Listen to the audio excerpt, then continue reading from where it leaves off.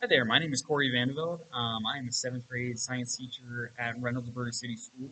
I am currently attending Grand Canyon University to pursue a master's degree in TESOL. The purpose of this video is to kind of go over the results of my self-assessment survey that I took, and that is what I'll do. So to start off, a couple of dispositions that I feel make me a successful educator.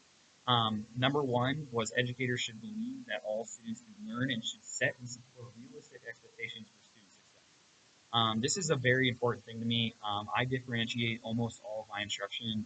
It's something that I've always rated as successful in, and it's something that I've always been very, very good at. And I take pride in differentiating assignments and kind of meeting students where they are to make them successful. The second thing I think makes me a successful educator is we should be sensitive to individual learning and social needs of students and embrace the cultural diversity of the community.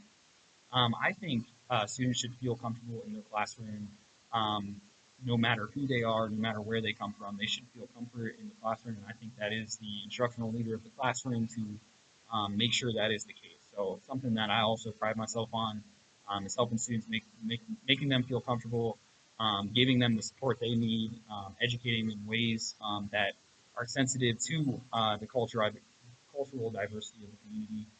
Reynoldsburg is a very diverse community too, and I think it's awesome to see people from all different backgrounds, races, sexualities come together for one common goal, and that is to educate. And then the third one that I think making a successful educator is we should support or promote and support curiosity, encourage active inquiry.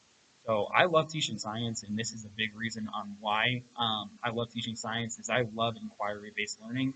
I love students that go through the design process and lessons that really promotes and encourage students to challenge themselves and also learn with 21st century skills like with technology, with engineering, with problem solving, real world learning. All of that is very important to me, and I try to include that as much as I can inside my science classes.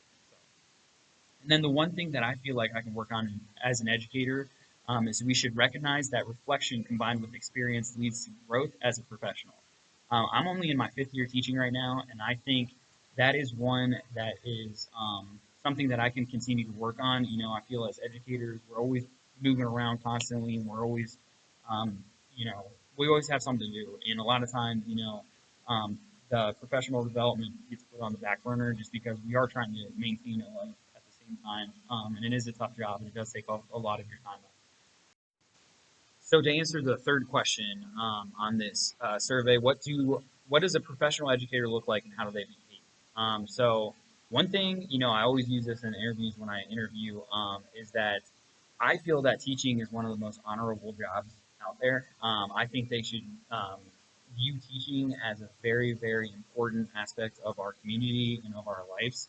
I think it's incredibly important to really you are molding the minds of students, and I'm not just saying that as it's kind of like a buzz saying, but it's you actually are. You are spending a lot of their lives with them, and you should view it as an honorable profession. What standards guide their thinking and actions? So just how you conduct yourself is very important to me because at the end of the day, you're not their friend. You are the student's teacher, and you are there to teach them. That is your ultimate job, and to be professional at all times and use data-driven and proven strategies in your classroom to improve your craft. I think is incredibly important. And then just honestly have a big heart. I think that's really important too, is to be understanding, be sympathetic with certain situations and students because they need that. Particularly in the grade levels I teach, was the seventh grade. A lot of them are finding themselves and they need somebody with a big heart that is caring, that is sympathetic, that is empathetic, that can really help them move forward and become men and women. So thanks for listening, and I'm looking forward on going on this journey and bettering myself as an educator.